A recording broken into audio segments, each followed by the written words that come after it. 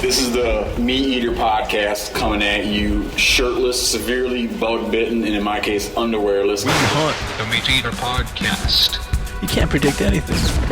The MeatEater podcast is brought to you by First Light. Whether you're checking trail cams, hanging deer stands, or scouting for elk, First Light has performance apparel to support every hunter in every environment. Check it out at firstlight.com. FIRSTLITE.com.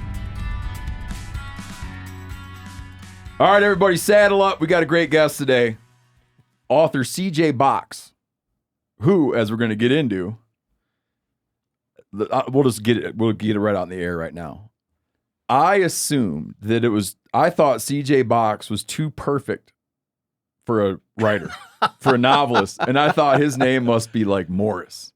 No, that's my name.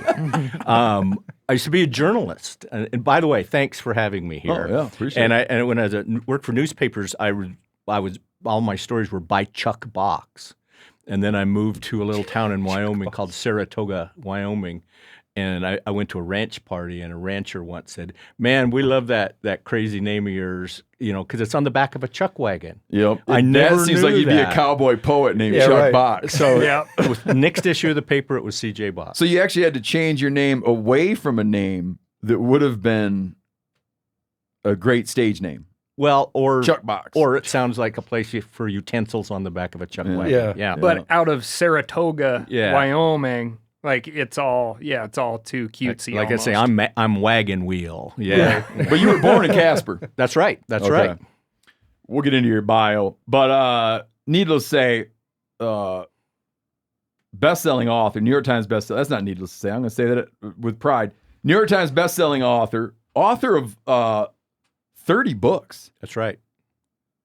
And in how many in the current series that you're working on now? Because this is your brand new release. That's right. That is the 24th Joe Pickett novel. Yeah, so we're here celebrating 3-Inch Teeth, a Joe Pickett novel, which is the what number again? 24th. Yeah. Do you know that I became familiar with you? I had heard your name, but I hadn't read your books until it was pointed out to me by a bunch of people that you mentioned my name in one of your books. That's right.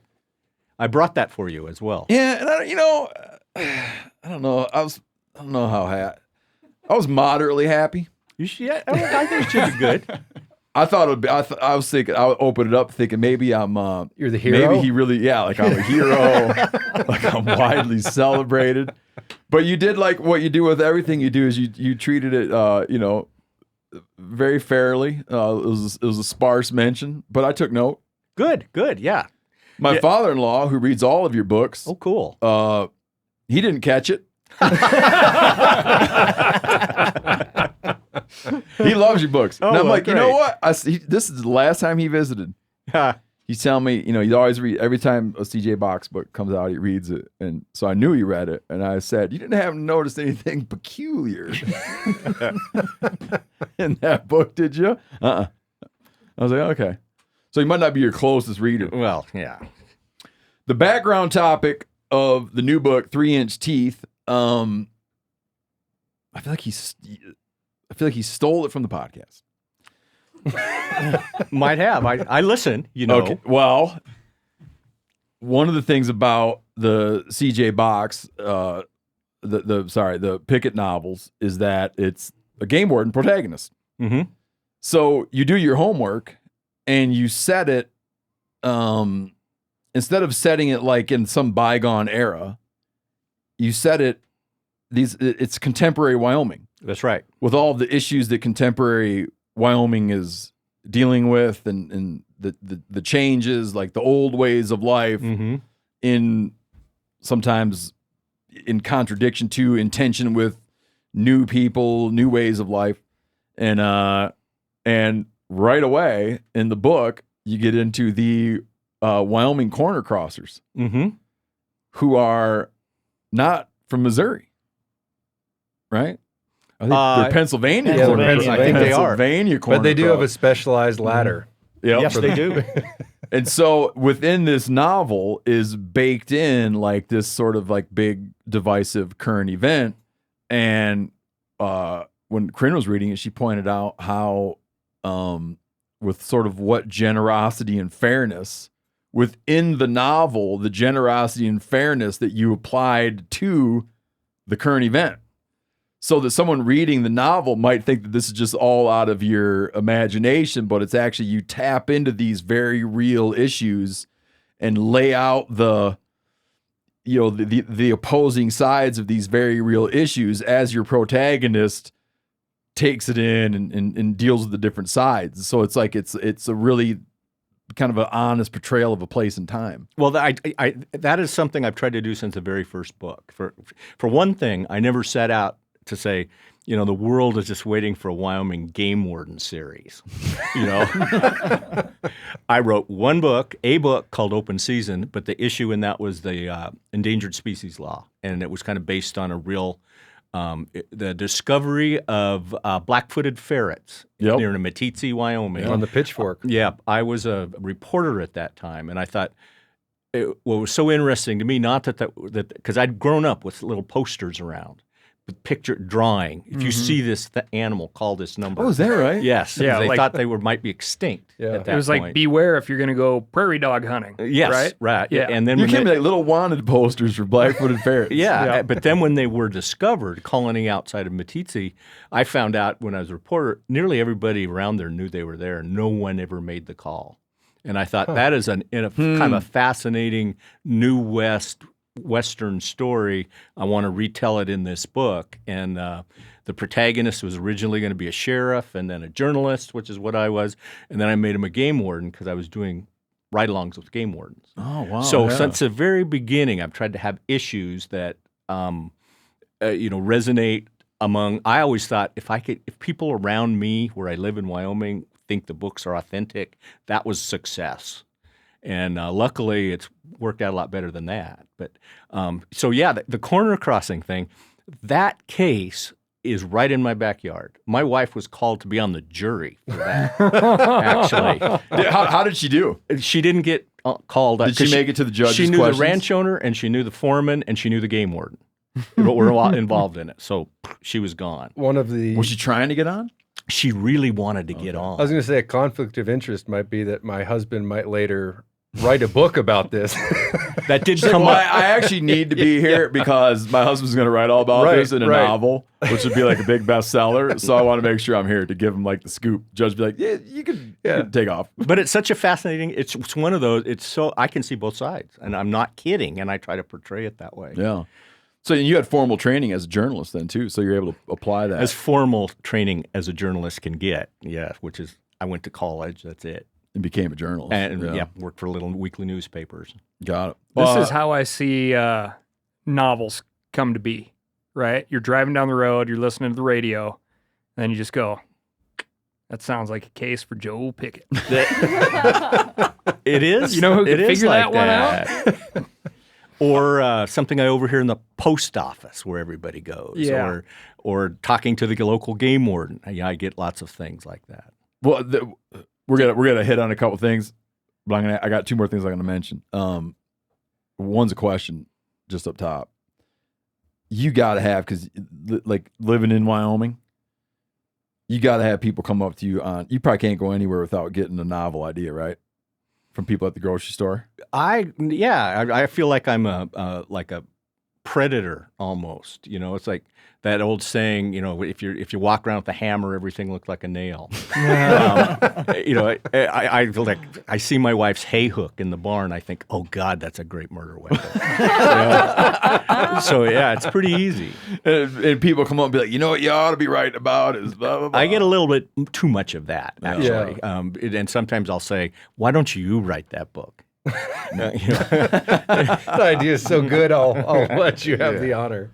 When I mentioned the first novel I read of yours is Dark Sky. Oh, good. And that was that one where you mentioned me and MeatEater, and I was joking about what it was. Is there's this kind of like sort of a rather unlikable Silicon Valley CEO who was a Steve 2.0 or what the hell's his name? Yes, Or- yeah, Steve 2.0. That's He's got one of them. He's got like a goofy tech name, kind of annoying. Well, he gets hopped up on watching MeatEater and decides he wants to go hunt elk. So it's very like Zuckerberg. It's like very Zuckerberg-y. Like when Zuckerberg announced some year that he was going to only eat stuff he killed. It was like real Zuckerberg-y.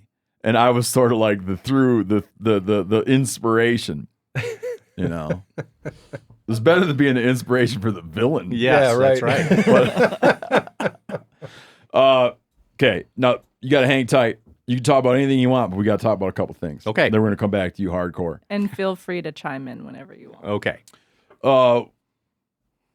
One problem we have is we declared that we weren't going to talk about my old time saying. I'll bring you up to speed. No, that's not true. We should talk about it all the time. I wanted to invent an old saying.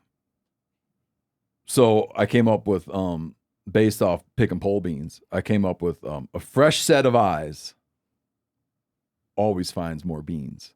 Meaning, if you put like a new person into a situation, they're going to find, right? Okay. A Got it. reality. Got it. A reality that was hidden from others.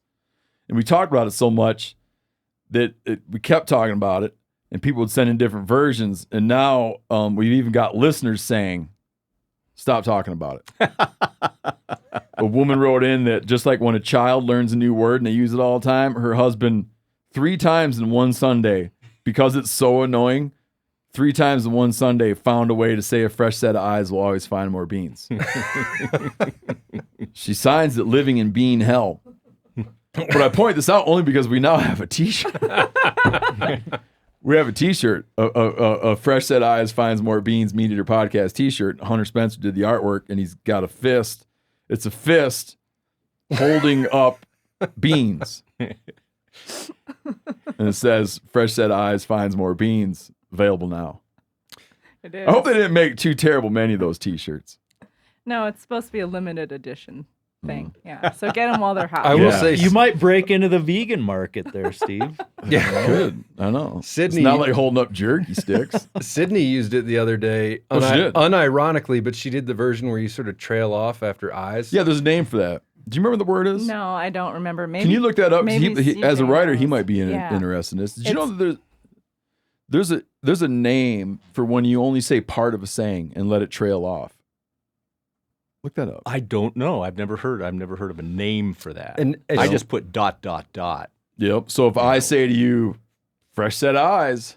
There's there's a name for that. And I don't even know if she was. Birds of a feather. I don't know if she was doing it consciously, because it didn't register with me. It just sounded very natural when she said a fresh set of eyes, and like 3 or 4 seconds, I realized that she was going with the bean saying, and I was Sure. She's a taken podcast listener. I was taken aback. I don't know if I'm pronouncing this properly. You might have the right thing because I remember it being hard to pronounce. Cynic. Synicdoche? It's No, synecdoche? No, Synecdoche. that's not what that Synecdoche is. is not. Is, I don't No. think No, it's it's the same not. thing. Okay. Jeez, Corinne. I, Of all the poetic devices you could have chosen. I'm going to move on while you look for it. it was going to take me No, like this the is whole show. fascinating. Here's another T-shirt. This is a future. So we covered off on this. This is a future T-shirt design where we were talking. We were talking about what we used to like to draw when we were little kids, and I drew 2 things. I drew amphibious tank battles. I like to draw those Mm-hmm. when I was a little kid, and it was like tanks that somehow floated assaulting a beach. And I like to draw large Native American encampments with dozens and dozens of teepees stretching into the horizon. And Clay was saying how he No disrespect. couldn't move, no matter what he did, he couldn't move away from hogs. And he kept his drawings going even into high school. And so he was talking about, he said, I think it's at my mom's house, as he's explaining what he used to, a common theme he would explore in his drawings as a young man. And then promptly his mom sent a photo of the picture. And I asked Clay if I could have it. And he sent it to us for the studio. So it's a future man. I want Clay to explain how that gun, the construction of that gun works. Like where the sling is hooked. I got questions about that gun. It looks like when, like if they're making sci-fi movie props and they take a squirt gun and they just, attach some other things to it. It's a future man being charged by a wild hog. But he's got the drop on it. And he has a claw hand as well. Well, he's like he's an otherworldly, he's not of this planet. I can tell by the musculature. He's ripped. Yeah. He's enhanced. And he's ripped and strapped, and he's being chased by a razorback. He's in trouble if he doesn't pull that trigger pretty quick, though. Is there a trigger on it? He might just fire when he thinks. I want this to be, remember that t-shirt we did of the Ice Age hunter doing the grip and grin with the saber-toothed tiger? Mm-hmm. Saber-toothed cat. What do you call those things? Scimitar cat? Saber-toothed cat? Saber-toothed cat. Where it's like a shirt, but it's just a rectangular box. Like, Yeah. Right? Mm-hmm. Kind of across your sternum. And that wonderful picture will just be in that box. It's going to be a good shirt. I can't wait. I don't think they should make too many of them either. Could we also just do prints of these? I mean, like that you could hang on your wall? I don't know. That was from 1997. Oh, we should have like a calendar of Clay's old art. I don't know how many pieces he's got. I know about two and one. He's got two and one can't go on the calendar. As I explained earlier about what is. Oh, the other thing I wanted to touch on, but I can't something that happened this weekend. But maybe I should. There's like some little more. Are you giving me a look like there's a moratorium on talking about this? No, I think I just don't know. Yeah. I'll give you the most cursory details. Version. Me and Yanni and my 3 kids and his 2 kids. Oh, about the dog? Yeah. Oh, yeah. Went out cat hunting, and his dog went off a cliff. He's still alive, but. And when we found it, I didn't think it was going to live. Kids are all crying, blood all over. I still don't understand why I got that in-reach message from you. We were on a steep canyon, and it was snowing, and this track was brand new. And the dog went down into the bottom of the canyon. I think it jumped the cat, and the cat went up the other side into a cliff band. So, and then all of a sudden, it's brr, brr, brr, right? And all of a sudden, dead quiet. I guess what I'm saying is, why did you not have Giannis's contact hear me info? I have his contact info. Hear me out. Okay. Dead quiet. And then he gets a treed symbol at the bottom of a cliff. Yeah. And an odd line of travel. So the dog zigzagging, zigzagging, zigzagging. And then it seems like he went a really long ways in a very straight line to a treed symbol. We tell all the kids to hang tight by the snowmobile. This is on Giannis's on his looker. GPS His device, GPS so he device. can see on a screen the line of travel of the dog. Tell all the kids to stay put. And we go down to the bottom of the canyon, climb up the other side, and find it at the foot of the cliff. And make a plan that he puts it in his backpack. And he's going to go a mile, and I'm going to go back up and get the kids and circle around and pick them up on a snowmobile trail. When he doesn't show up, I had his phone number, but I didn't have I was on my InReach and didn't have his InReach number. Gotcha. Trying to find out what was going down. Mm-hmm. All worked out. Hey, Phil, bleep him saying that. Yeah. I don't want to tell Yanni's story for him. Blood all over. This is how you want it to end. Yeah. To be continued. Kids are scared, blood all over, it's snowing. Crying. Didn't know where Yanni was. Crying. He didn't show up at the showing up place. Phone rings in Joe Pickett's office. Yeah. Yep. Oh, that might be a good setup right It there. would be. Man. I like that. Hey, you know what you ought to work into one of your books is all these people getting stuck in vault toilets trying to get their phones and stuff out of there. I like that idea. I like that a lot. I have never thought about that. Well, little That's a comic good relief one. part. Yeah. It could just be sort of like the intro. Like he had just finished getting the woman out of the vault toilet when he heard a crackle on the radio. Yes, I've got some outhouse hijinks in this current book. Two women trapped inside of an outhouse and Not in the vault. an angry rancher pounding on the door. Oh, but they're not stuck in the vault. No, not yet. Nope. I feel like I feel like Pickett needing to help someone who dropped a Apple Watch into a vault toilet and crawled in there to get it at a fishing access site. One, it's just it's a epidemic. Right. Could help raise awareness about this. Yes. Couple other quick I like things. that one. I usually don't, but I like that. Well, as long as you don't tell me that I should just write my own book about that. You know how the author, I took a class in graduate school with the author. You ever hear of an author, Chris Offutt? No. He wrote Kentucky Straight. He's like a Kentucky writer. He was a novelist, but then wrote a book about his family. He wrote a memoir called, I don't know what it was called. Wrote a memoir. And his family is livid. Oh, yeah. As they are. His response was, you should write your own version Mm-hmm. of what happened. Yes. Like, I'm not stopping you. Tell the world. That's the problem with a memoir. You can only do one.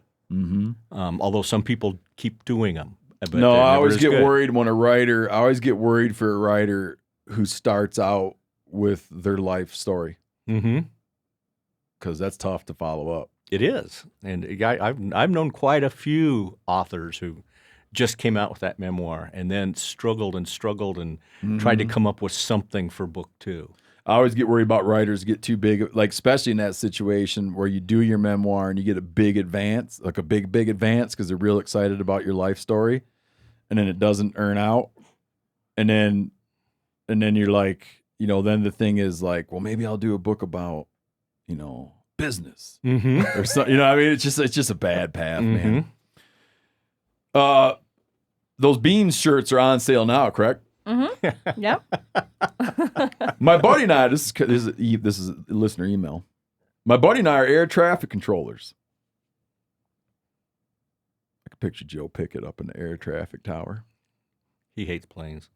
My buddy and I are air traffic controllers. In our particular tower, we prefer to have all the transmissions over the loudspeaker as opposed to wearing a headset with earpieces.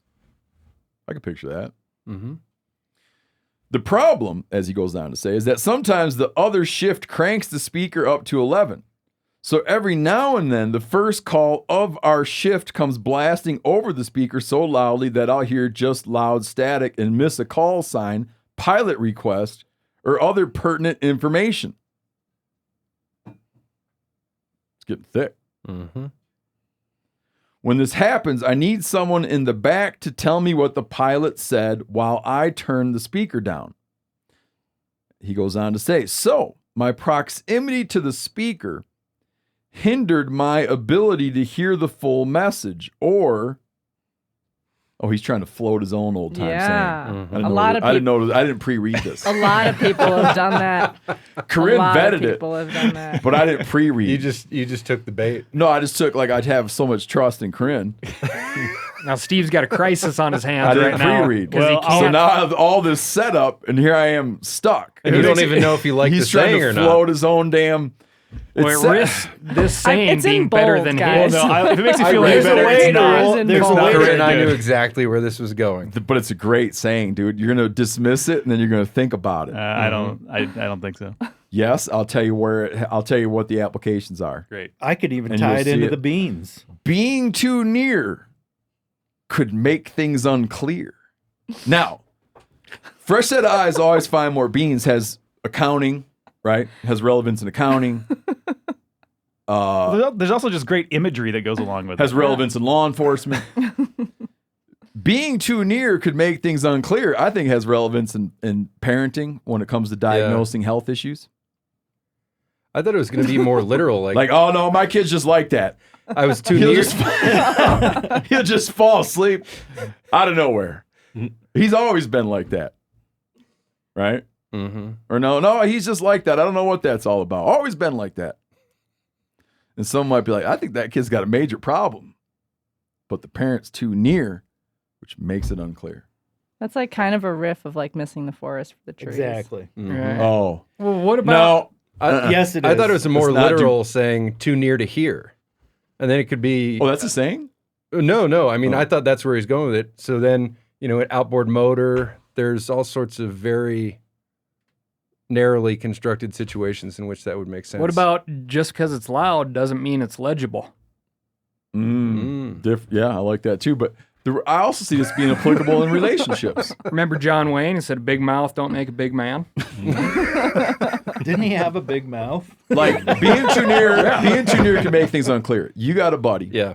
And clearly your buddy's husband is a lunatic. Mm-hmm. The only person that doesn't realize it is your buddy. Yeah. Being too near makes things unclear. What episode number are we on? 5 20 something. 20 something. Okay, so This will be apologies that we're going 527. back to episode 417. But speaking of air traffic controllers, Speaking of air traffic controllers, we had a person on the podcast, CJ, who was a biologist with APHIS, Animal Plant Inspection Services. Okay. They do a lot of predator control, but a lot of other things that people don't know about, like, for instance, keeping stuff off airport runways. So wildlife control inside airport circles, geese, deer, whatever. Deterrent, not just lethal, but also just deterrent habitat modifications. And this woman introduced us to a very interesting term, which is when you're trying to find out when you have an air collision with a bird, there's just a biological substance. Sometimes you don't know what you're looking at. Something came into the jet, spit out the other side, or there's this big smear on the windshield, and you got part of the job is like, well, what happened? What was that? And she introduced the term, and I thought she was joking, but this is the actual term, is snarge. Snarge? mm-hmm. It's Somewhere just I've heard that before biological somewhere. detritus, goo. And then you try to find out what the snarge was from.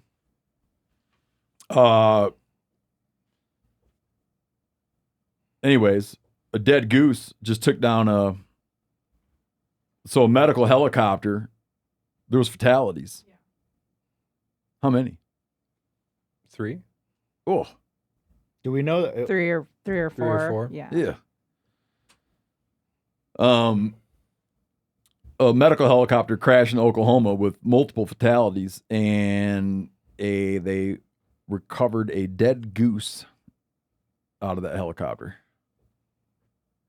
I think that was what she was saying was the number one bird, right? Yeah, I think so. I Yeah. think it is goose. Yeah, and I know that there have been like a number of there were landings. I was at the Hudson. Yeah, River that's yeah. the Sully. famous A one. Yeah. pilot, a flight Yeah. nurse, and a Charles paramedic all Sullenberger. killed in a bird strike. Yeah, so it's serious shit. Someone wrote in about this. I feel like I want to do this, but I left my drink coasters on my desk. Oh, like you would read out what's on your drink coasters? Well, yeah, because my drink coasters are have this? boobies. Are they crucial to this? I'll go Yeah, they get are. them. Do you want Are me to they? go grab them? No. You can add those to the list, or you're just saying you don't remember what all of them are. It's about bird names. Cal's favorite subject. When we Just how graphic some bird names are. Well, I'll bring them next time we record. I'd like the record to show I have nothing wrong with bird names. No, I know. That's the So- problem is like you don't have any problem with bird names. Yeah, old names, new names. I like great. But it's that you have expressed that you've expressed feeling that there's been a lot of time wasted on a thing that is not an issue. Right. Yeah. And it's hard for me to draw the parallel between the change of a bird name and the destruction of the United States Constitution and the downfall of democracy as we know it. I might have come in a little hot. We'll pick it up. We'll pick it up when I have my drink coasters. Oh, but you, My drink coasters are it's so short. picture Just Let's read the guy's note. okay. In support of Steve, topic, renaming birds. In support of Steve, here's an idea. If we must rename birds to fit some social justice narrative, let's double down on the borderline not safe for workplace bird names that already exist. And he points out the great tit, Yeah. the blue-footed booby, the woodcock, the dick sissel. That's a great And then one. add your coaster name, Steve. I have drink coasters that my neighbor Pottery Pat gave me for my birthday. I think it was my birthday. And it's a coaster, and in big letters up top, it says boobies. But then you look, and it's all the boobies. Blue-footed booby. And a big coaster says tits. But it's all the tits. Cocks. But it's all the cocks. Right? How many are there? I wouldn't send my kid to school with these drink coasters.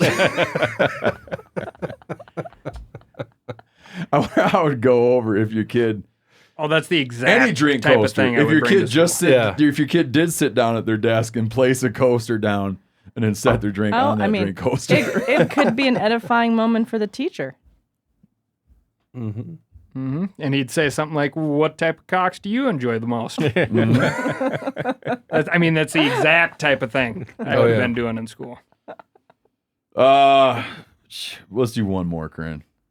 You want to do the? Why don't we? You want to do the? Punxsutawney Phil. Yeah, let's do that. That's probably better than the other ones. Unless we do the acorn info. No, we already talked about Clay. PETA wants to. Okay, first, I got to do my little bit that I always do. I'll start. PETA wants to replace Punxsutawney Phil with a coin. Meaning the gopher, the groundhog that they pull out every year and he sees his shadow and tell you the weather. His track record's horrible. But But that's not right their. there. I bet that's not their point. Well, no, their point is why not just flip a coin? Yeah, Because it's going to do just as good of a job as Punxsutawney Phil. And then you don't have to abuse that poor groundhog. That's their route to where they're getting. But they specialize at PETA. They specialize in getting. It's not unintentional, I don't think. No. They do like what will they think of next? And it gets people like me. I get tricked into covering it, right? Because they do like. Remember, they wanted to for a while old sayings that seem mean to animals. Get rid of like. More than one way to skin a cat. Oh yeah. Right? And they're like, that's mean. To beat a dead horse. Yeah, to beat a dead horse is mean. And then everybody in the news and at Fox News, they're like, oh my God. And I'm like, oh my God. And it works. And we're all talking about PETA. Yeah, we're all talking about PETA. So the latest move is for them to point out that it's mean to Punxsutawney Phil. He's not a meteorologist. To drag him out and show him off to the whole world. Exploited for tourism. It's probably mean to drop them like they do. Oh, they drop him? Yeah. Well, I Bill think de Blasio dropped one on accident his head. that died later. Oh. Oh, no kidding. No kidding. That's great. It doesn't change that my mind about the Blasio. event. There's no shortage of groundhogs, but Yeah, like how dare PETA say that he's not a meteorologist? How do they know what's going on? How do they stretch so far? Well, they say the groundhogs are shy, solitary animals. Shouldn't be dragged out and shown off to the whole world. It looks well By a guy in a fed. top Every hat. single one that they hold up is a chunk monster. I saw a joke over the weekend that I haven't been able to stop thinking about, and it's simply that we haven't applied this concept to enough things. Just grabbing an animal, pulling it out of its hole, and asking it unknowable questions about the future. I haven't been able to stop thinking about that. Like, this is a very peculiar thing that we're invested in. They just stop short at the groundhog. They need to keep going. The great badger. And idea, then the line was like, owls have been claiming they're pretty smart. Let's see them prove it now. A couple of years ago, PETA argued that they should wrap it up with Punxsutawney Phil and swap it out for a, quote, animatronic version. Oh, I get it. A robot. Equipped with artificial intelligence capable of more accurately predicting the weather. What the strategy is with PETA, and I get a kick out of PETA. This stuff I like. What they're doing is you're demonstrating. It's like a rhetorical strategy. You demonstrate absurdity by being absurd. Mm-hmm. So you'd be like, "Here's an absurd solution," And then it hopefully makes people go like, yeah, it is really weird. It is absurd. It's not absurd that you propose we stop doing it. It's absurd that we started doing it in the first place. Drag this groundhog out. That's what makes it great, though. Yeah. Drag this groundhog out, show him off to the planet. And What will the weather be? yeah, there's probably a good history of how many of those little buggers they've been through over the years. God, there's that place in North or South Carolina, I think, that does the possum drop every New Year's. Mm-hmm. And it's just like a country store, but they put a possum in a cage, they bring it up to the top, and then they like slowly lower it, like the ball dropping, but there's a live possum in there. No harm comes to the possum. But that finally fizzled out.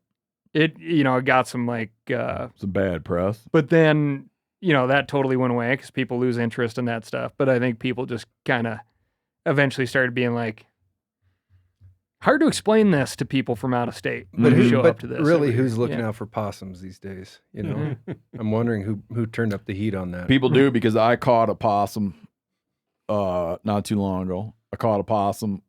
I was the Kevin Murphy. And I'm holding the possum by the tail. And they go into that shock, Mm-hmm. right? Playing possum. Kevin's got all these dogs running around. And first off, what people didn't know, I saved the possum's life. Because his pack of beagle dogs were set on killing the possum. Okay? I picked the possum up by the tail, and he goes into playing possum. I then want to deposit the possum in a safe place. So there's all this grapevine, like an impenetrable mat of grapevine. Mm-hmm. And I lay the possum, who's playing possum, up on the mat of grapevine, probably 5 feet off the ground where these beagle dogs can't get at it. Meanwhile, we had a picture of me holding the possum by his tail. Like I do a grip and grin with the possum, who, I'll point out, is capable of hanging from a limb from his tail. And I mentioned how I set him up out of the way. Or maybe we made a video where I set him up out of the way. Either way, people point out, now he's going to come out. You've basically killed this poor possum because he's going to fall from that perch and die.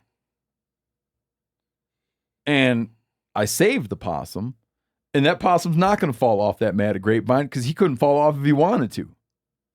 He's going to have to walk out of there. So people do look out for possums. However I misaligned, stand corrected. however misaligned with reality they are, they look out for possums.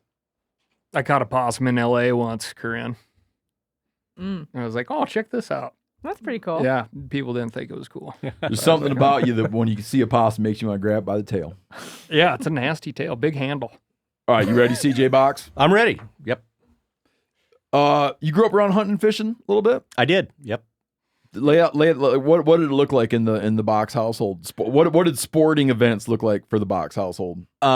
Sporting events. Yeah, hunting. I'm sorry, hunting and fishing type sport. Oh, Yeah. I had Or did you play sports, like organized? I did. Oh, you did? I did. Oh. I was a wrestler and a cross country rider. But yeah, it was every year we would go deer hunting around Midwest Wyoming. Okay. At that point, there weren't that many mule deer. There are, like there have been now. But I grew up. I was thinking about this yesterday. I was driving up here. That I got my first mule deer at age 12 with my grandfather's 25-35 saddle carbine that he actually used on a ranch.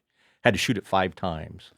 And hunted every year since. Did you grow up on a ranch? No. I grew up in Casper, but where we would go would be north of Casper. And it wasn't like the good old days for mule deer hunting then. It was that area wasn't that great, but then there were more and more, and then I started antelope hunting, and I had even in high school. This is I'm old. How old are you? You're not that old. 65. Oh, you look good. Thanks. 65. All my buddies and I used to have we call it the one-shot prairie dog hunt club.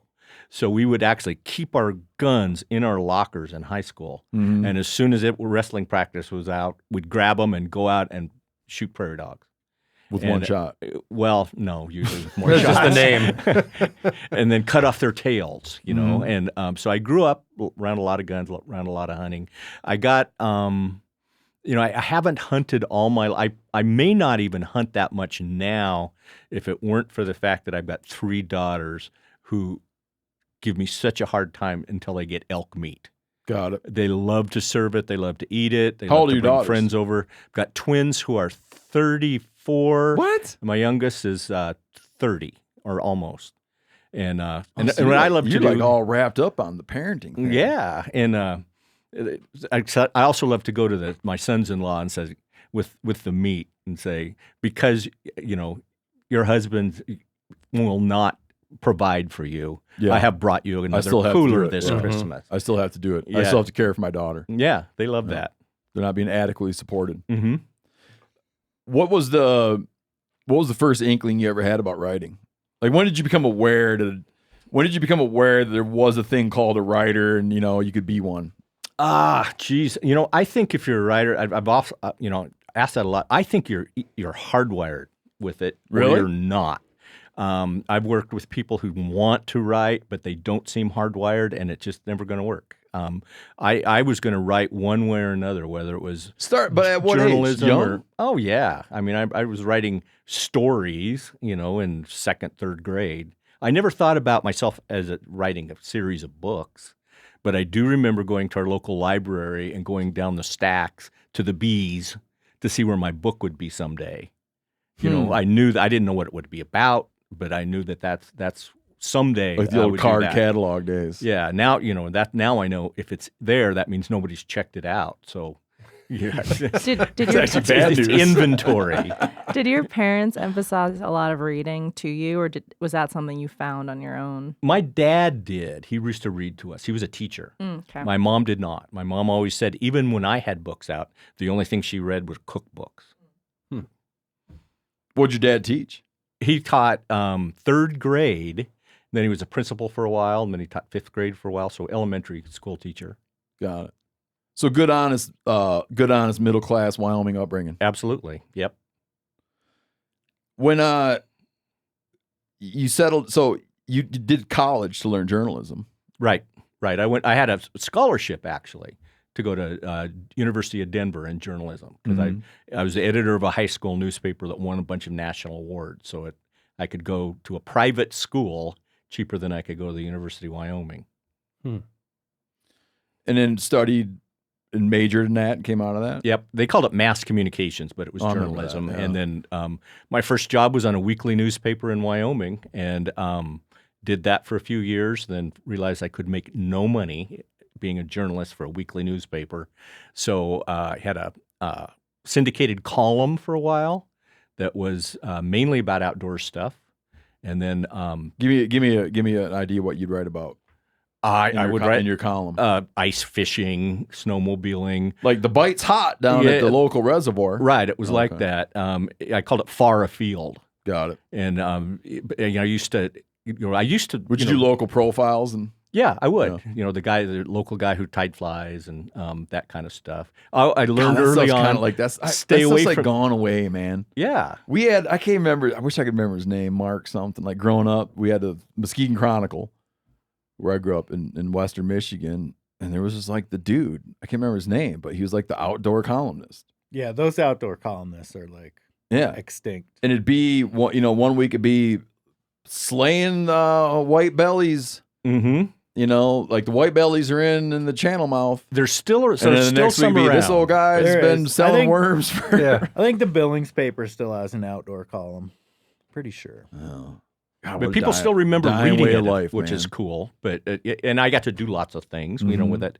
I got So to go what are the- whitewater rafting with the Denver Broncos, that kind of thing. And So that they was give cool. you a salary, not much. and they give you a Yep. thing. Like they give you a salary, and then they say you figure it out, and once a week you write an outdoor column. Right. But I also covered everything else, the 4-H champion cow or I remember going, I get to meet everybody, billionaires to survivalists, and did little columns on all of them. And that was fun. I think the best training for the kind of writing I do now is working at a weekly newspaper where you're forced to meet everybody. You've got to get out of a bubble. Got it. You got to develop a lot of characters Right, along the way, right? right. You gotta And put be words on comfortable paper. talking to people in all walks of life. And what I've always found is if you show interest in what somebody's doing, all of a sudden you cannot get them to stop talking. You know, you show up with a blank notebook and they feel compelled to fill it. Got it. After a while, even, you know, people in nuclear facilities and things that I'm doing research, I show up and they're very reticent, and I start asking them about their job, and nobody has ever asked them about their job before in their lives.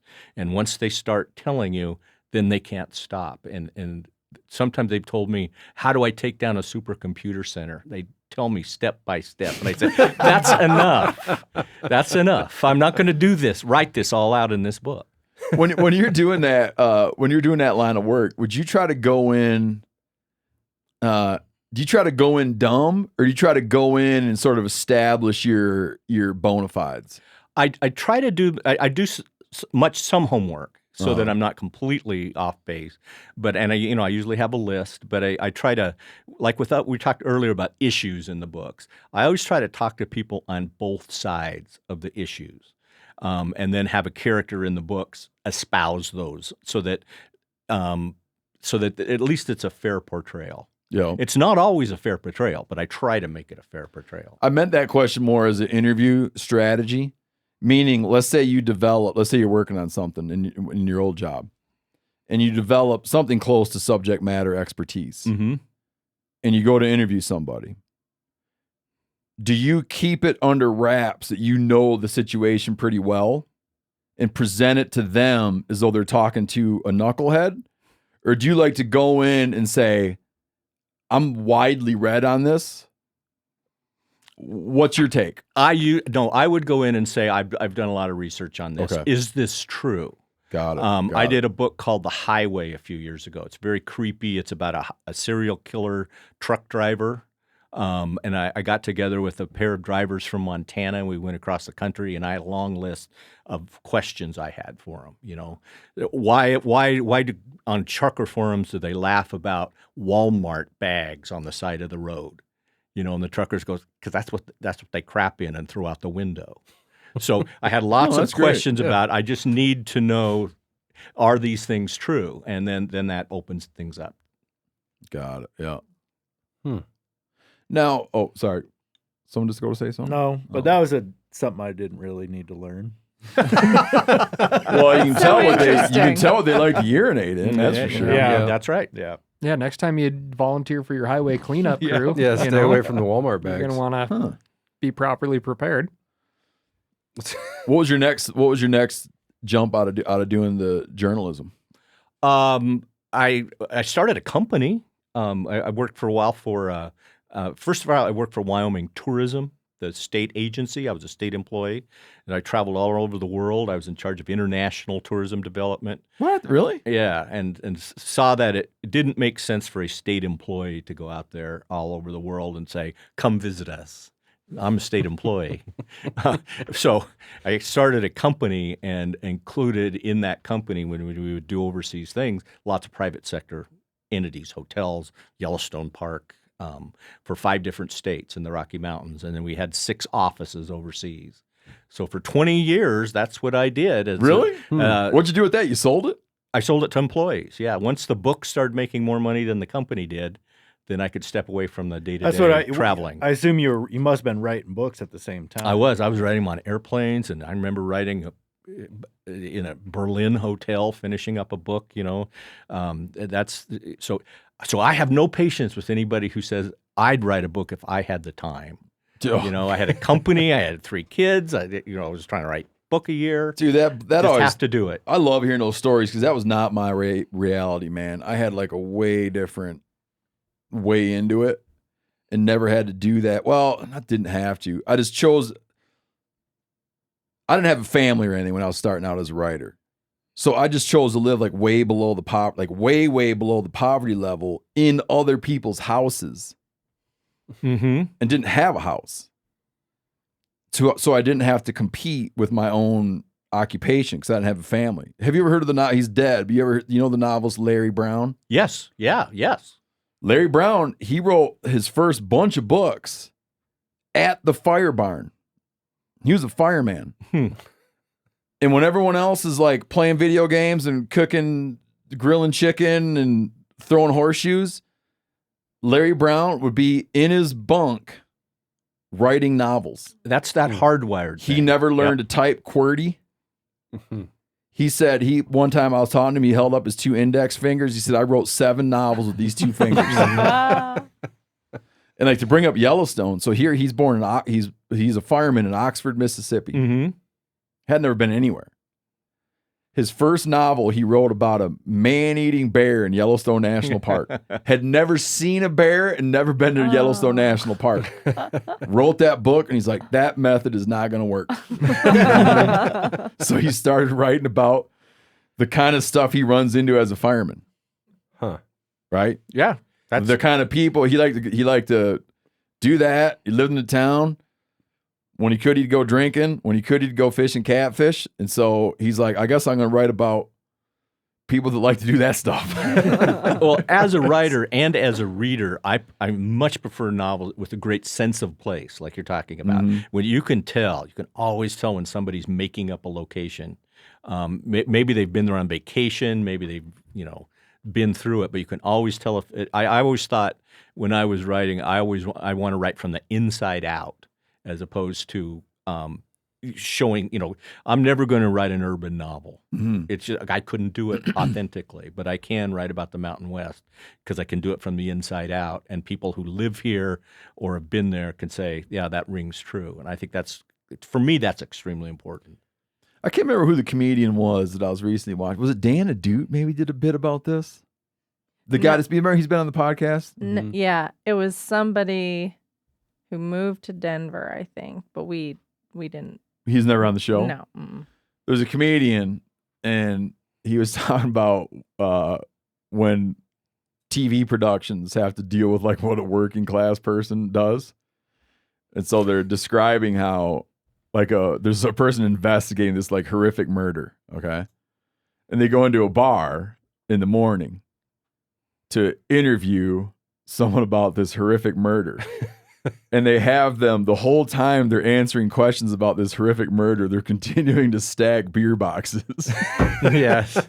Like, they're no way gonna pause stacking these beer boxes to answer questions about this like horrific triple homicide that they were they're rolled up and do. Like, I'm picturing he's there in the morning stacking beer boxes. Or like scenes with tradesmen, like no one on that production has ever seen a tradesman do anything. Trying to think of what. I guess he might have a file. Wasn't that guy's and name he's like Trey? filing a piece of wood. Trey. Oh, that's who it was. He was on the podcast. This one was The Trey's. liberal. The liberal redneck. It's a comedian called the Liberal Redneck. Oh, okay. I thought it was somebody It was else. the Liberal Redneck talking about when they Thanks, try, Phil. TV trying to like portray how TV portrays rednecks. And that's right. He's the guy that wouldn't stop stacking beer boxes while discussing a triple homicide. I like that. And that's true. Yeah. With the PR, was it PR? Is that how you describe the PR business? Or It was more marketing, really. I mean, we work with tour operators, travel agents, and then lots of journalists. I brought lots of journalists over here to the Rocky Mountain West and would take them on. Really? We called them familiarization tours, fam tours. So I got to Junkets. all kinds of every adventure there was. I was their escort, so I got to do stuff. Kind of reminded me of what I think you do what you like best, and I was able to do that for years and years and years, and Was that a get successful a lot of business? experiences. Yeah, it was. Still in when I left, it was 24 years old, and but then that didn't scratch the itch. yeah, I was done traveling. I'd been to Berlin in March way too many times. I was ready to settle in, and now I get to go on book tours and kind of do this. But I'm the guy who's But you were being making escorted. you were making good money. Decent. Yeah. Yeah. And you still had to be like, I got to be a writer. Yep. When you were a journalist, were you writing in your free time? I mean, were you still coming up with book ideas in your free time, or sort of when did that transition take place into really working on books? I'll say I had like a 25-year overnight success story. I started working on the book that became Open Season when I was actually a working journalist on the newspaper. But it took all those years to finally get it, and plus doing other things and having a family. My twin daughters, 14 years old, didn't know that I wrote. They knew I had a home office. They knew I went in there and did stuff. but I never wanted them to think my dad, the failed novelist. So not until I had a book contract did I tell them that I wrote a novel. That's amazing. Wow. I can picture him later being like, "What was your dad like?" "Oh, he's like a failed writer." Yeah, The, he tried. Nice enough guy. Yeah, the travel thing in rural Wyoming, it's like I knew Wyoming kids in college that like went on their first plane ride in college, and they're like, "Oh, hey, you know what I did?" Yep. This is actually kind of a funny story. A buddy of mine road tripped home with a friend of his to Wyoming. I'm not going to say what town because people who know this story would. I'm probably related to him. Yeah, so exactly. thanks. And because our buddy who was driving had to make a court appearance and do a little bit of jail time on something that had come up earlier on. As one does.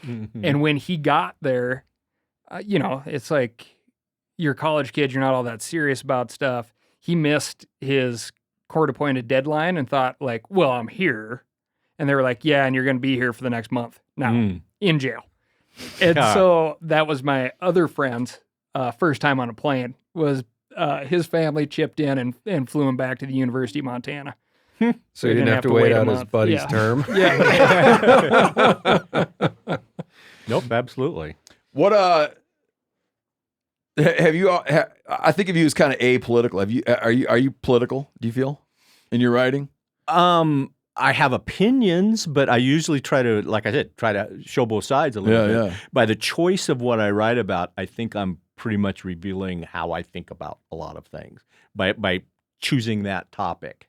I never want to write agenda books. But I can only think of one book where I could not work up much sympathy for the other side, and that was when it was based on the Sackett case, the EPA that went after a couple in Idaho and told them that they had built on a wetlands and started suing them $80,000 a day. Not familiar. And it went all the way to the Supreme Court, like 10 years, and the Supreme Court knocked the EPA down 9-0, which you know how many unanimous decisions there are. But it was such harassment of this couple, and I speculated in the book why EPA that was. lost 9-0. Yeah, twice with the same couple because they wouldn't stop. And yeah, it is hard. Those 9 people aren't going to agree on anything. No, because when they know. Oftentimes, they'll do a dissent just to like articulate a dissenting view. Do you know what I mean? Like if you knew, like if a Supreme Court member knew something was going to be like, if they knew somehow it was 4-4, and they have a deciding vote, that's a different vote for them than it's going to be like 7-2. If it's 7-2, I can take almost like a devil's advocate approach and point out. Lay out some concerns or so for something to fall 9-0 is I never heard of this. Look that up. Sackett versus EPA. Okay. And in the book, I speculated at the end why these agencies were going after this couple, and my speculation turned out to be true. And it was an individual who was an ex-federal employee who didn't like his view blocked by this house. But he knew which buttons to push. And I just thought, well, that kind of, And then when I found out that was true, I felt quite prescient. Yeah, a personal connected vendetta can do a lot of damage. Yep. Yeah. When did you walk through hitting on Pickett? Like what work you were doing, and then when did you say like, well, I need to do a or maybe you didn't intend it this way. I'm assuming you intended that you would find a character that you could serialize. No, I did not intend it. Oh. I was writing about the Endangered Species Act and the black-footed ferrets, and I fictionalized them into creatures called Miller's weasels that were found. And at the time I was working on... Pause for a minute. Tell me why. Why didn't it work as black-footed ferret? Because then it'd be too connected to the reality. Right. I didn't want to actually use the species because I wanted to give them my own characteristics. Because then it would be that you had gotten it wrong. Mm-hmm.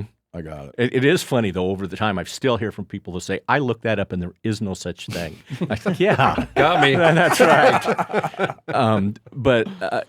When I was working on the idea for this, doing the research, going to Matitsi, learning it, I was doing ride-alongs with a local game warden. Okay. and going to his house For this research or as your other job? as I was working as my other job, Okay. working for the newspaper, and saw that his state-owned home, his kids running around, his wife answering the phone, acting as unpaid secretary receptionist, Yeah. and the game warden lifestyle. There's in Wyoming, there's only 50 of them.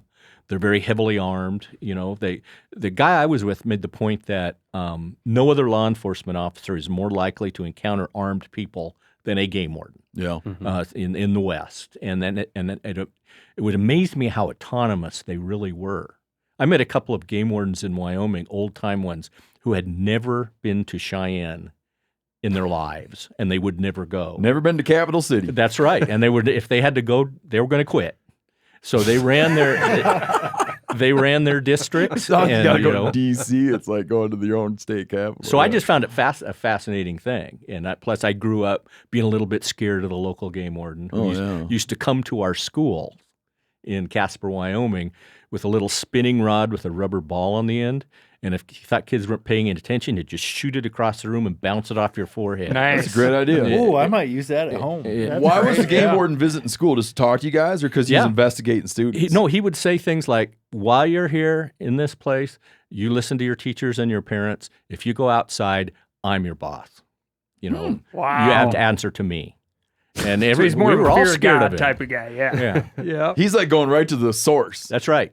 And he He was goes, these are kind of a famous game warden. I'll spend my whole career writing citations to these people. Yeah. Before you stray from the straight and narrow, he's got to get there and deliver his message. And he arrested me for shooting doves off power lines when I was in college. But he let me go because I was in college, so I was on a good path. And he showed me where he had arrested Dick Cheney for fishing out of season. Same guy.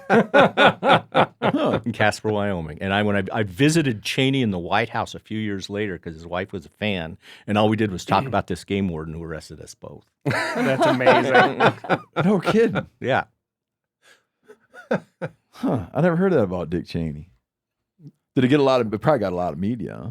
What was he doing? He's like he's in a creek that was closed or something? I don't know because there really aren't fishing seasons, so I don't understand that unless it was some specialized area. Fishing with bait or something, maybe. Yeah, some kind of That closure. could have been what it was. Could have been a spawning closure. Who knows? So then I got you sidetracked, but you're talking about the development of running with the serial character. So you started building this character for your ESA. No, Your Miller's Weasel guy. I wrote a book. I had it for 5 years before a publisher really bought it. It was Penguin Putnam, which is a big publisher. Yeah. And when they made the offer, the contract, they wanted 2 more books with Joe Pickett. So that's how the series got They going. made the offer off a completed manuscript. Correct. Yep. And they wanted 2 more. Can you do this? They said, and I said, of course. And So they were ready. They were going to roll on it before they even saw how it worked. Well, they knew that series work. Yeah. Because it's a pyramid scheme in a way. If somebody might pick up book number 24 and really like it and say, I got to go get all of them to get up to this point. Happens with every hardcover book that comes out, all of mine. The backlist, they call it, all get sold. I mean, Yeah. You ever hear? They ever use the term the halo effect on you? I've not heard the halo effect, but I can say when there was publicity for the current book, and the 24-year-old open season appeared on some bestseller lists around the country last week. Wow. So it's that kind of thing. Did you start him out like as a rookie? Like, has he aged in his career? Yes. Because he's had a long career at this point. Yeah, Long and distinguished. That's one thing about the books that's unusual from a lot of series, is that everybody ages in real time. Right. So his daughter Sheridan in book number 1, 7 years old. Yeah, like a lot is of the now out of badass college. espionage guys, like there's just like badass espionage Oh yeah, guys they go get for a new 30 one years. when the one gets old. Yeah. You His know, they're protege. like, well, Sean Connery's out. We got to bring in whoever's next. Is this because you have several recurring characters, Right, but obviously the main one is the deepest, right? Right. But is it like at this point having like a family member, like so much about him, and how he would react to things. Like, he just, like, you know, well, he doesn't like flying on planes, right? Right. But, and I'm sure he doesn't like certain foods. He only drinks certain beer. He only has certain, you know, he's got all these little idiosyncrasies. So is it, how close to reality is this fictional character for you? Not that close to reality. I mean, but because I was a state employee and because I've hung out with game wardens and I had this idea for the kind of perfect Western iconic kind of guy, Joe, and I named him Joe. I thought Average Joe. And the Pickett came from Cheyenne Frontier Days, first champion. So I had an idea for a guy. A story about that a few years ago. I was in New York on a book tour, and my publicist heard from this woman who said it turned out to be Gary Cooper's only daughter. So he spent a lot of time in Montana, had read the book and thought I was channeling Gary Cooper in some way.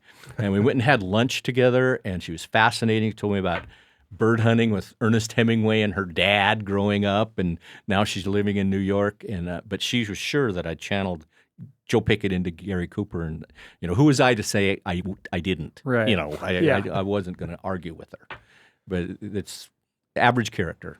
Yeah, but that's like the beauty of an average character, right? Like, it hits a lot of those points with a lot of different people. Like, they recognize things, or there's in their family members or people that they know or people that they want to be. And he screws up. I mean, he's not a blowhard. No, he's not like Dirty Harry or something, you know? Right. He's not like, tell me, punk. But I think I always think it increases the tension because you think he might just screw up again. You know, he's just not going to win everyone. When the publisher came to you and they're like, okay, we'll take this one. Did they make you do like a one pager or a one liner about what the other plot lines would be, or they trusted you? No, they wanted some descriptions, and I had written a couple of manuscripts before the one was published that weren't very good, but the plots were okay. The subject matter was okay. So I just made those Joe Pickett books and said, okay, the next one's about, you know, a canyon, a crossing of a canyon, and the next one takes place in the winter, and it's about a crazy federal land manager. So they bought into that, and then I went. But I've never been overseen. What are you going to write? Never really. And the other thing that I've been shocked by over the years is I've never had anyone at New York Publishing say, we wish you wouldn't touch that subject. Oh, that's such never I feel happened. Like that's like a myth, man. It is. I think so. It's like a myth. I think we know some of the same people in publishing. We could talk about that, but none of them. They always say they want it to be more authentic, not that they want me to please them. Yeah, I never. It's a thing that it's like such a thing in movies and stuff, or you know, this sort of guiding hand, and I'm sure it exists in some aspects. Like I've encountered it in some aspects, in some areas of media. I have absolutely encountered it. I have not encountered it in book publishing. I haven't either. Because I think there's still it's like as beat up as book publishing has been, you know, with changes in technology and how people use media and what they do and how much it's had to change. There still is within that industry, there still is a sense of higher calling, a sense of purpose, a sense of free exchange of ideas. And they're just not as scared as other people. I think so. I think that's true. I think there are exceptions, and I hear about things sometimes, but I've never personally run up. I've had a couple copy editors who at times, anonymous copy editors who write some little thing in the side. Little digs from copy editors. That's what I got. I get that a lot. It's so funny you run into that. You know, I remember getting in argument with one where because I used the term Indian for Indian Country News, which is a real newspaper done in South Dakota, and they changed the name to Native American News. And I said, no, that's what they call it. The people who write the newspaper, who live on the reservation. That's so funny because that's the copy editor digs. That's the digs we'll get from copy editors, is where they'll kind of do their normal work, which is great, and then they'll do little gotchas. Yep. You know, they're suggesting you're wrong. You think about this wrong. And you kind of want to be like, listen, buddy, I have a lot. Stay in your lane. I have a lot of years in this area, and that's the word I'm using.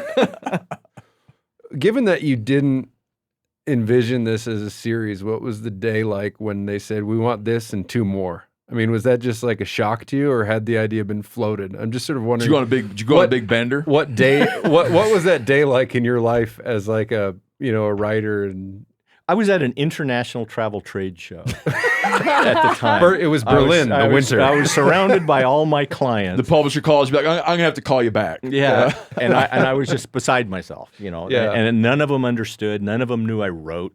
And I'm going on and on about 3-book deal with Putnam, Yeah, and like I a think real publisher. And I thought they just, And they're like, old Chuck finally lost it. Huh? yeah, that's right. That's kind of like beyond what you could have hoped for, right? Oh yes, I mean, by far. Yeah, that's especially wild. because the book had been done for 5 years before anything Oh, happened. that'd be especially cool is to get money for something you'd already done. It's not Well, like getting money for yeah, something. now I gotta do now it. you got to do it. And you're like, ugh. Well, no Would publisher have is never going taken to. the money if I knew I had to do all that work. No publisher is going to take a first novel on spec. I mean, you have to have that book done and polished. Really. And it's just not going to I happen. mean, for novels, sure, yeah, because you can't rely on the concept to sell itself. I'll tell you a quick story about that first novel because my wife thought it was good enough. Why didn't the publishers? But I had an agent in New York. This is pre-internet, pre-email, all of that. I'd gotten the name of an agent, and I sent him the manuscript. And year after year, I would call Like him. slush pile. Yeah, Who was I'd the call agent? him, Can you say? and he'd go, "What's that?" Can you say who the agent was? He's dead. Oh. So I don't want to say his name. I'll tell you later. But he'd get real New York. If he brusque was with alive, me. you'd want to say it. I would. Because I can see it going the dead way. Like, I'll then. say stuff about dead people that I wouldn't say about live people. Well, he'd say, it's there's no market for it. It's not really traditional. It takes place in a weird part of the country. I'll let you know if something happens. And I didn't know how the business worked.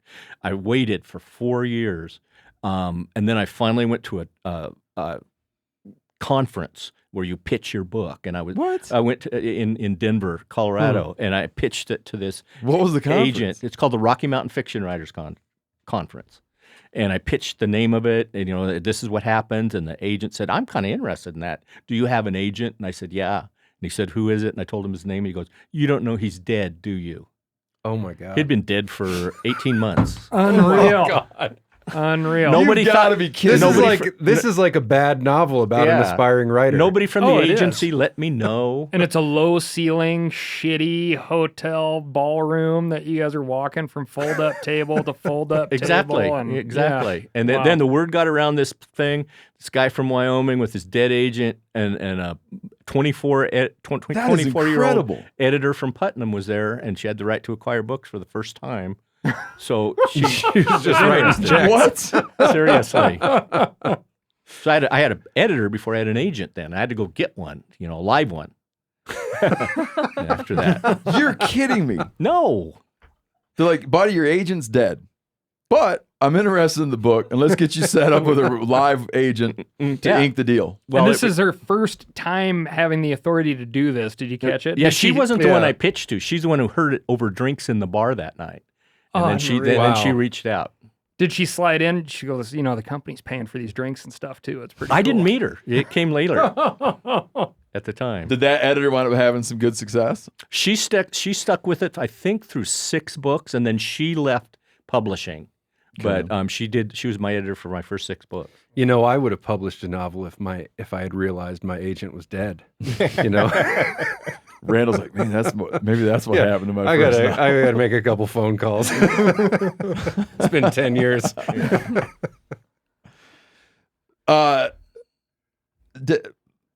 trying to get to like the what next, but I'm still kind of held up on that little story Yeah, because it's like a comedy. It is Yeah. really bad comedy, yeah. And again, it just seems so long ago. But I mean, there was no internet. I couldn't look him up. I Right. couldn't say, "Oh God, there's my agent's obituary." I didn't know. So he kept saying, "Quit calling me," and I did. How long you been married? 40 years. Soon to be 40 years. What's your wife think about all this? Does she think did she used to think you were nuts, or does she think you got what you deserve now? She has always been very supportive. She's a better reader than I am. Reads more widely, really good editor. She's the one who gets the manuscript first. She was the one who finally said, I think this book's good enough to go out there. So she's always been very supportive. My daughters are as well. They get the manuscript first before anybody else does. All 4 of them. That's cool. And they write up their notes to me, and sometimes they're kind of cruel. And then I go from there. So it's all Seriously, kind got of a a little family deal. business. Do they discuss it together behind your back and then come to you with their reviews? No, I don't. or- Not behind my back. They all have their own takes. On Yeah. things. Yeah. If my wife looks at stuff I produce, it's 100% like completely critical. There's no like, oh, that's cute. And maybe some of Good it's for based you. in last week's argument about something totally different. Yes. Well, I don't want to say my wife's completely critical, but we have had discussions when she's going over the manuscript where I'll kind of say, you could tell me that you like something, Sure. as opposed to. She's And like, she's bitter about that. But she's doing She puts a business. little When she star. reads it, she's doing A business. star out there. Yeah. That's awesome. That's great. Nice turn of phrase. how many of your projects have you optioned for film and TV? Well, actually, all of them. I mean, the Joe Pickett has been a TV series now, 2 seasons. It was on Paramount Plus. It has not been renewed for a 3rd season, but it's really complicated about the ownership on it, which has nothing to do with me. And then Big Sky was based on my other set of characters, and that was on for 3 years on ABC. So when you do them, it's not like your whole body of work. It's one-offs. No, when they Like, I mean, you're like all the whole Like, have you made a deal for the whole CJ box thing, or is it just you do like individual pieces? Well, They bought Pickett in general. in general, I yeah, see, they actually name each book, and the characters within it. With the TV, like you were talking about how you've had total autonomy, like writing. What's the experience been in TV? Like, have you? Because you hear a lot of writers like, oh, I want to just completely take my name away from that television version, and other authors that are involved with the TV show may not have that same opinion. Like, where have you landed? It really depends on the producers of the TV show itself. It's different with everyone. Yeah. Well, people on Joe Pickett were completely different than people on Big Sky in their approach there. I always felt on Big Sky, they just wanted to go their own direction with the character names. Yep. Basically. After 2 seasons, they had a conference call with all their writers and the executive producer saying, Chuck, can you give them some ideas? And I held up the book and I said, why don't you read this? Yep. Here's a whole book full of ideas. And it didn't go over very well. Whereas So you just kind of gotta like be okay with. you have to. Not I'm not going to having be on the control. set every Yeah, day. yeah. It's too frustrating to be on the set. I found, when you hear an actress who's a character you created say, "My character would never say this." I heard that in the headphones, and I thought, "Lady, I made you. I could take you out." Your character, It turns out you get in a car wreck. your Yeah. character Yeah. literally said this already. Yes. But whereas on the Joe Pickett series, they were a lot closer to the books. Very much. There's a lot of lines that came out of the books. I was really pleased with that. But again, I didn't want to be on the set every day. Yeah. It's Would you have been boring. welcome on the set every day?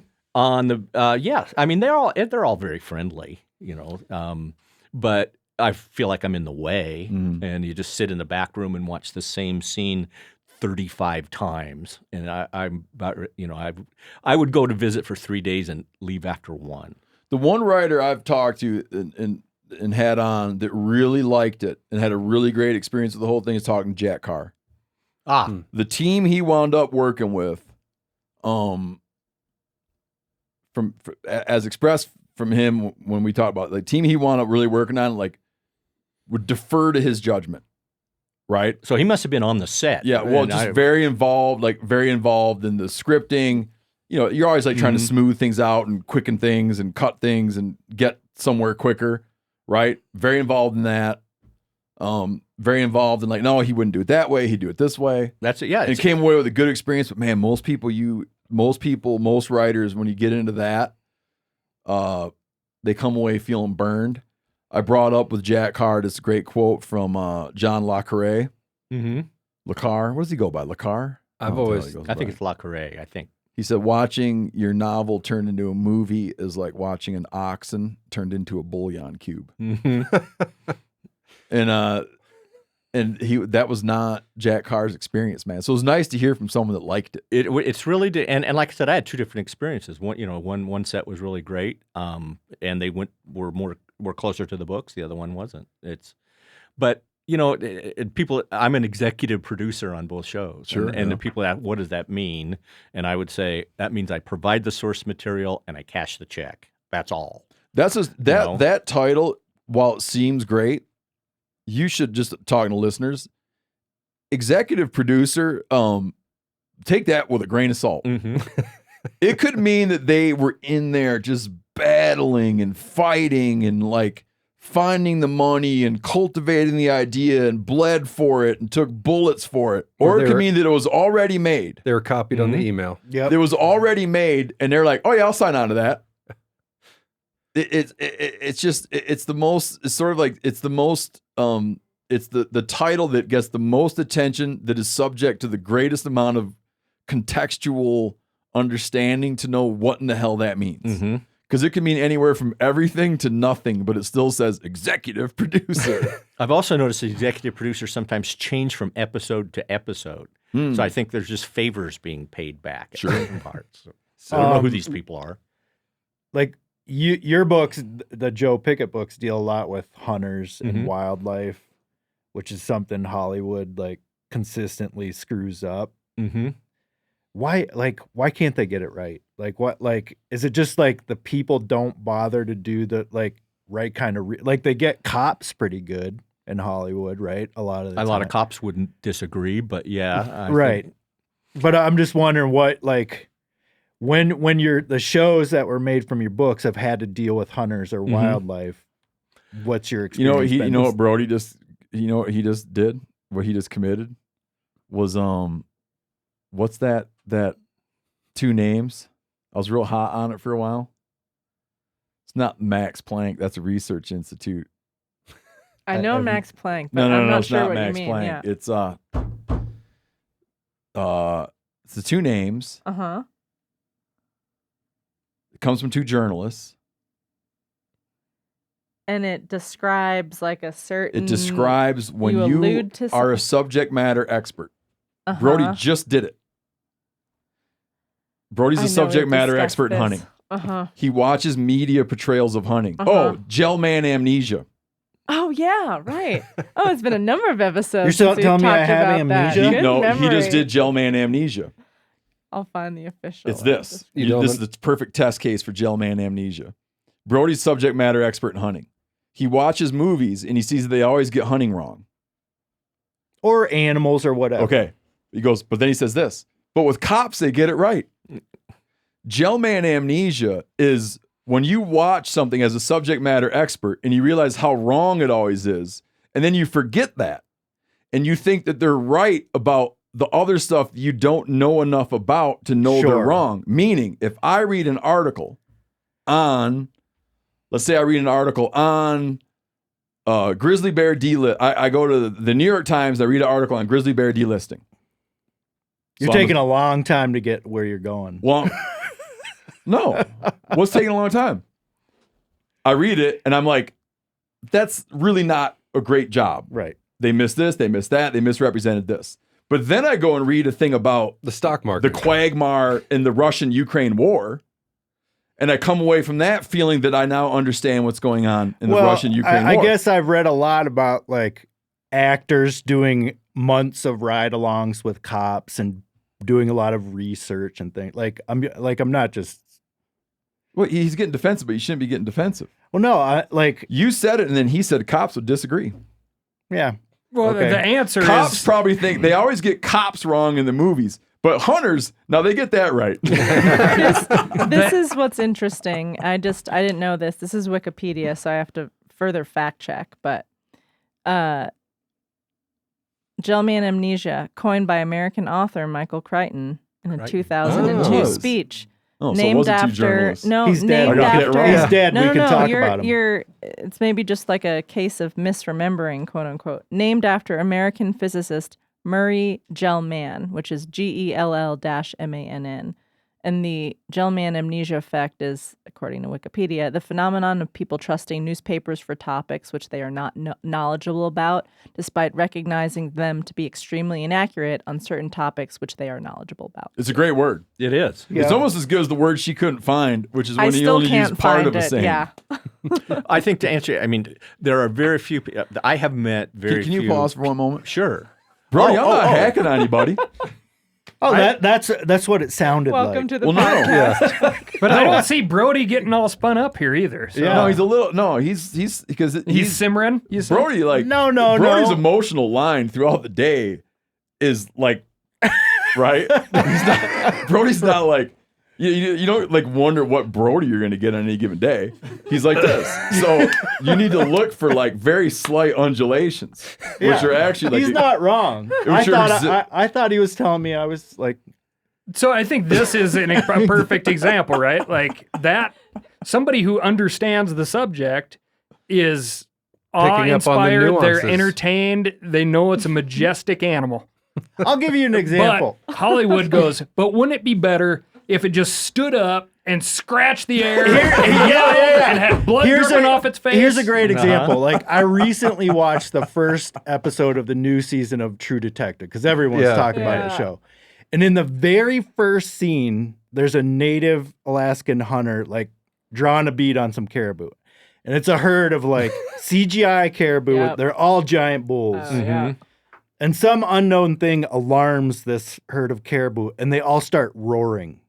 And it's like, but like yeah. huge roars, you know? And it's like, And then they all man, like go that's run not a off the real cliff. Yeah, they all thing. run off the cliff.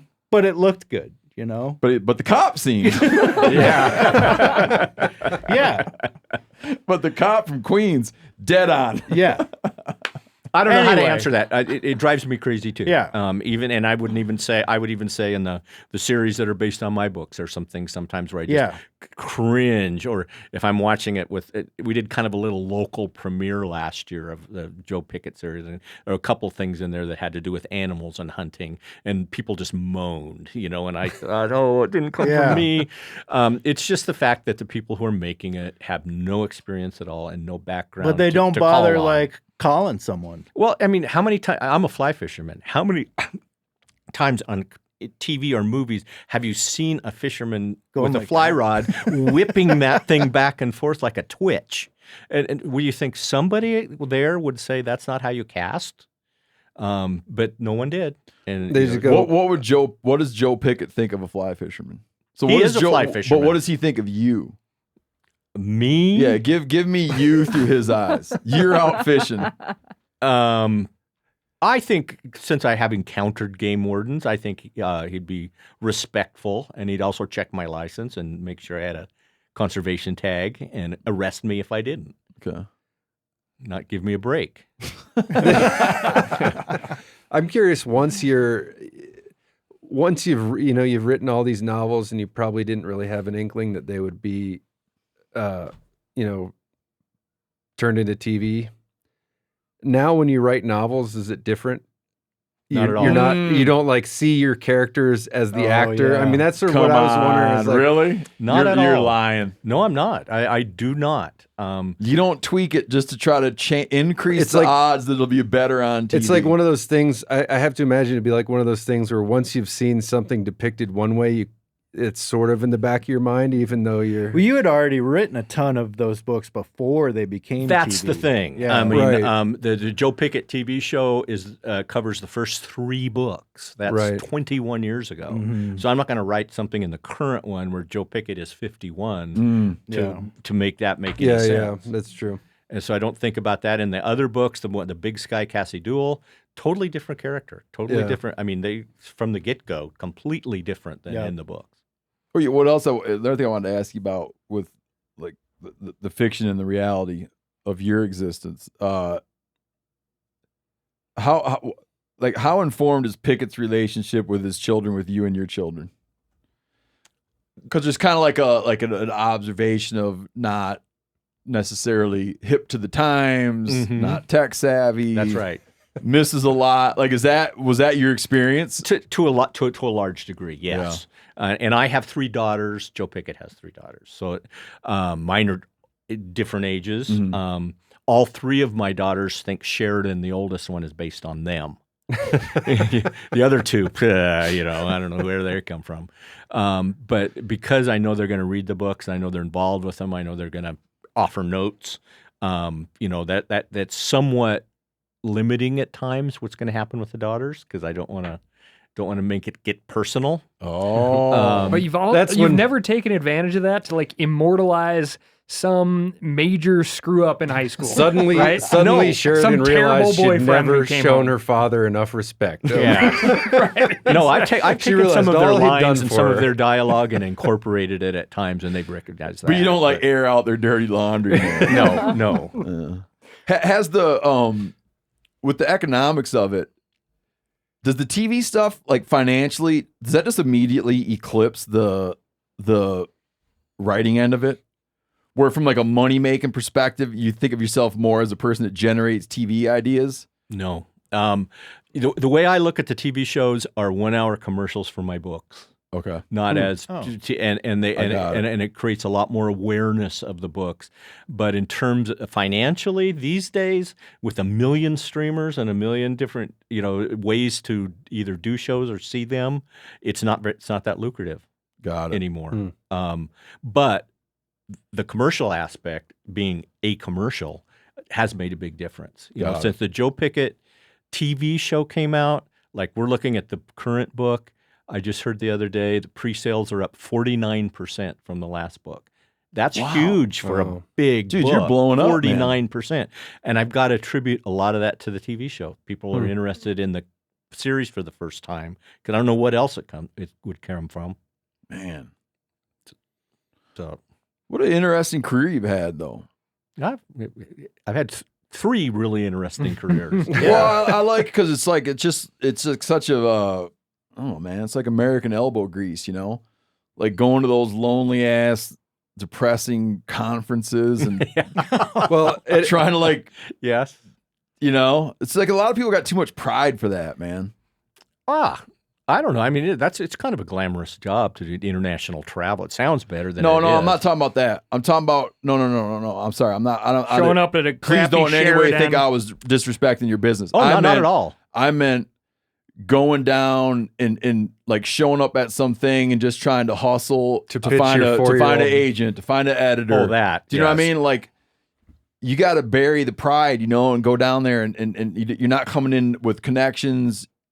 That's Like, true. You're walking to the door trying to do it, and it's like it's a tough position to, it's just a tough position to be like, oh, hey, check out my book, check out my novel. It's just hard, man. It is, and it's I mean, this is not any secret to you or anything you're not used to, but I mean, how many people in their profession have an Amazon comment section about every single thing they do, where people from all over the world can weigh in, and they all say, it doesn't matter what book is out there, they're going to say, he doesn't even write them anymore. You can tell, he mailed this one in, kind of thing, no matter what book it is. And you've just got to keep cranking away. It's going to happen.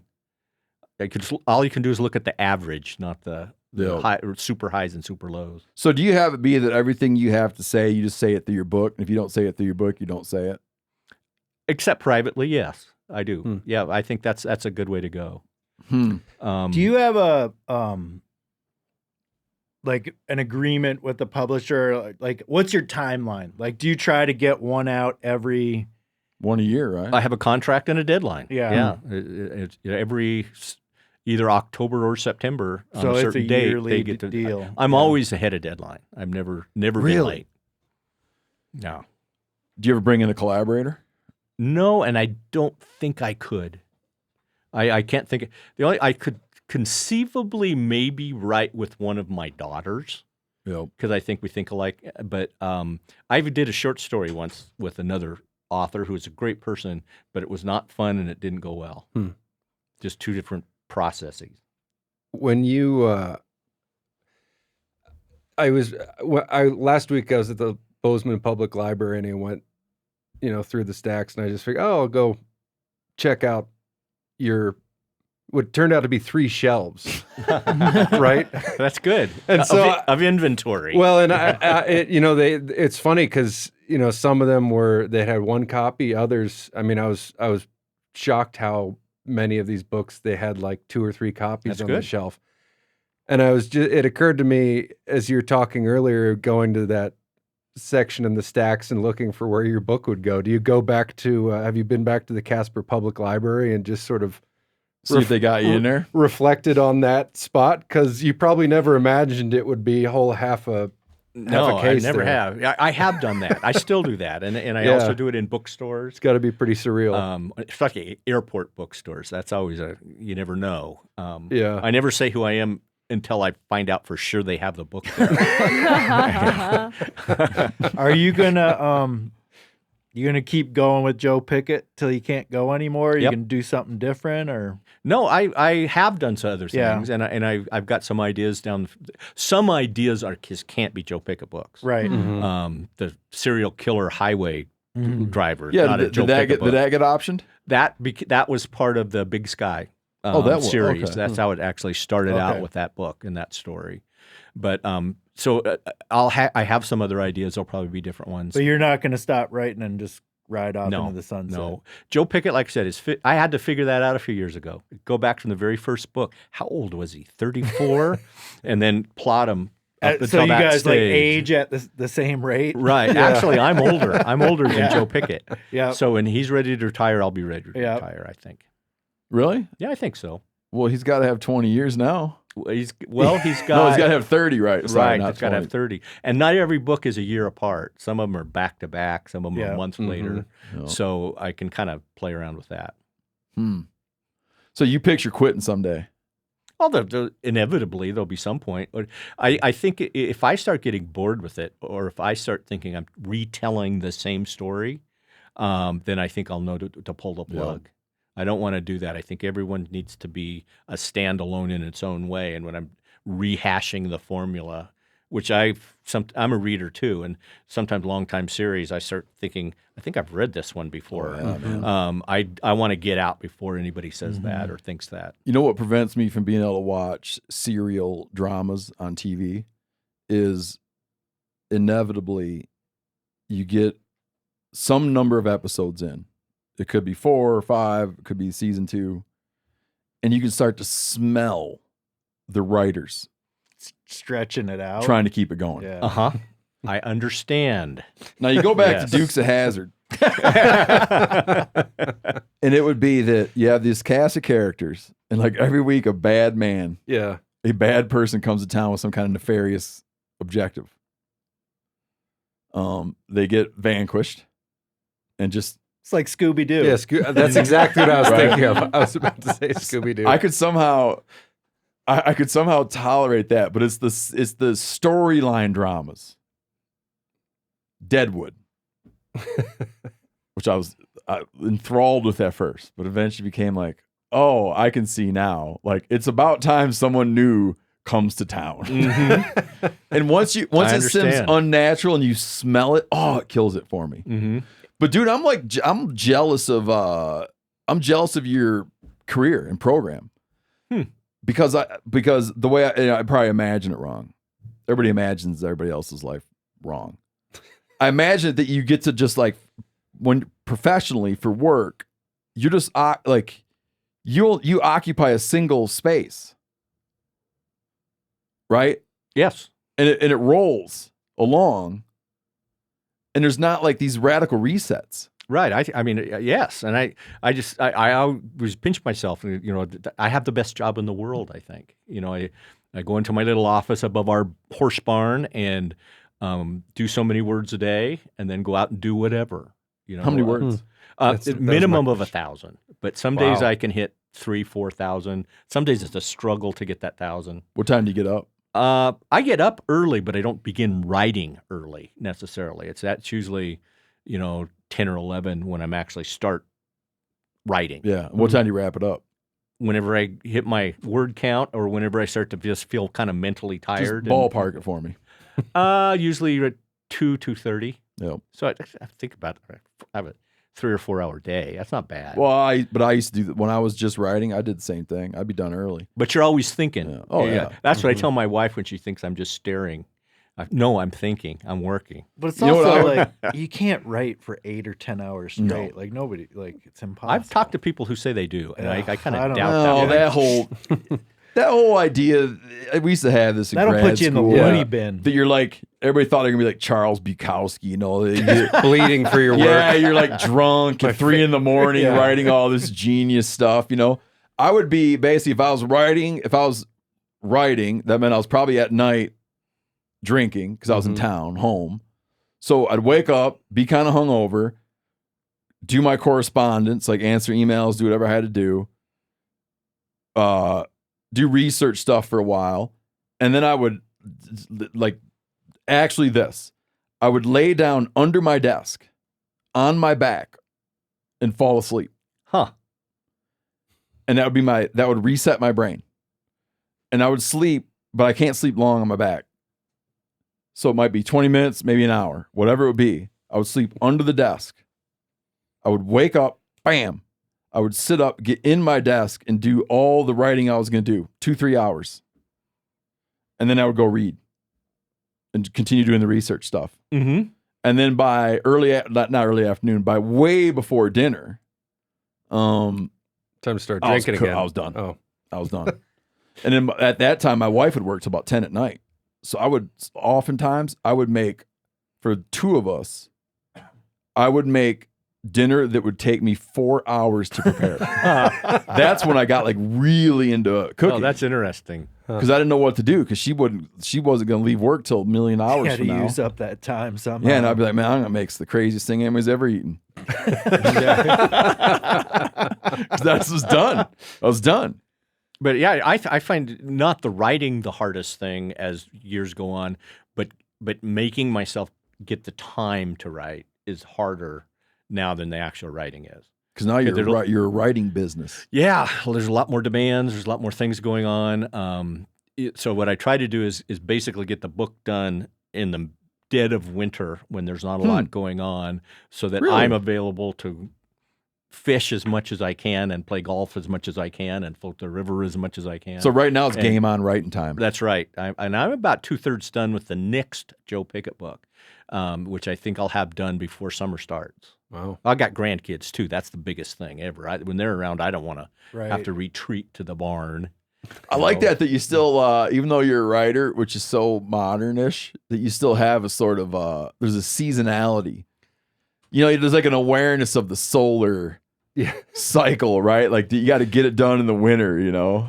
Well, you know what I find, I can write about the summer better in the winter and the winter better in the summer because it makes it forces me to really think of all those things and not just take them for granted. Well, if you're writing about the winter in the winter, you'd be like, kind of sucks. Yeah. One thing I noticed like early on in this book was like this guy has spent a lot of time outside at a very particular time in the fall. Like, Oh, yeah. you're describing the brightness and sharpness of the light and the colors of the leaves. And there's only like a couple days like that in the fall where it's like everything's super intense. In And October. you always know, Wyoming, early October maybe. And I was like, this guy's been out there on that kind of day. And where this book opens, it's on the bend of a river with real super fall colors and a fly fisherman in the river, and then a grizzly bear comes pounding down the mountain and hits him.